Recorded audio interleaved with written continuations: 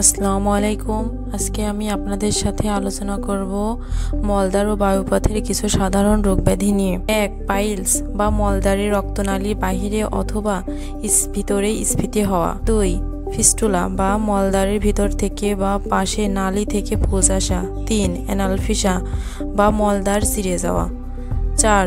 Prolapse বা মলদ্বার ভিতর থেকে বাহিরে বের হয়ে আসা। 5. ওডিএস বা মলত্যাগ বাধাগ্রস্ত হওয়া। মলদ্বার ও বায়ুপথের রোগ খুবই সাধারণ, তবে এই সব রোগের উৎপত্তির কারণ বহুবিধ।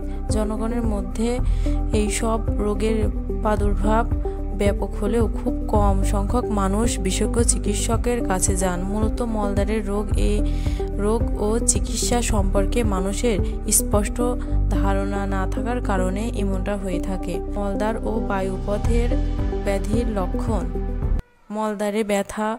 2. মলত্যাগের সময় বা সব সময় মলদ্বার দিয়ে রক্তক্ষরণ। 3.